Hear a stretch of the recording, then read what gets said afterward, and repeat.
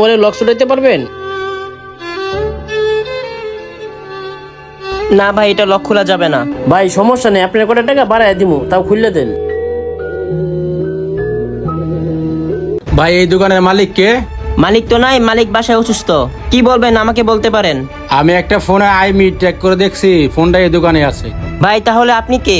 আমি একজন আইনের লোক, যে মোবাইলটা খুঁজতেছি এই মোবাইলটার লোকেশন আপনার দোকানে দেখাচ্ছে। আরে হ্যাঁ, মনে তো হইতেছে এই মোবাইলটাই। আপনি এই মোবাইল কোথায় পাইছেন? এই মোবাইল তো চোরাই মোবাইল। এই মোবাইলের নামে থানা একটা জিডি হয়েছে। স্যার মোবাইলটা তো আমার না, মোবাইলটা তো উনি নিয়ে আসছে। ও আচ্ছা, এই ব্যাপার। ওই সাগর, ওরে ধর। আপনি এই মোবাইল কোথায় পাইছেন? স্যার মানে আমি এই মোবাইলটা রাস্তায় পাইছি। রাস্তায় পাইছো, ভালো কথা। তাহলে এই দোকানে নিয়ে আইছো কেন? স্যার মোবাইলের মালিকটা তো পাই নাই, ভাবছিলাম এই মোবাইলটা আমি নিজে চালামু।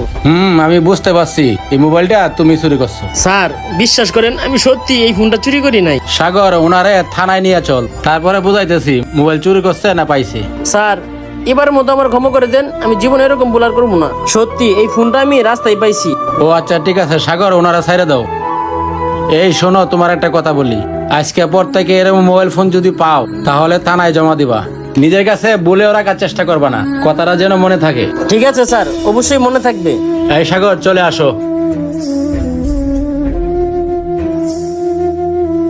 সকাল সকাল 20,000 টাকা ধরা খেলাম।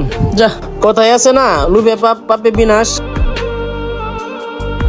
কি ব্যাপার, আমি তো কিছুই বুঝতে পারলাম না। একটা রিস্কা হলো ফেস লক, পাসওয়ার্ড এগুলি কিভাবে জানে? আবার আমরা ডাক দিয়ে কইতেছে আপনার মোবাইল ফোনটা নিয়ে যান। আবার এদিকে তো ফোনটা বন্ধ ছিল। বন্ধ মোবাইলের আইমি আবার কিভাবে ট্যাগ করে? নিশ্চয়ই এদের ভিতরে কোনো নাশকতা ছিল। যাই হোক, যা হবার তা হয়েছে, 20,000 টাকায় ধরা খাইছি। বন্ধুরা, আমাদের প্রতিটি মানুষের উচিত রাস্তাঘাটে কুড়িয়ে পাওয়া ফোনগুলি থানায় জমা দেওয়া।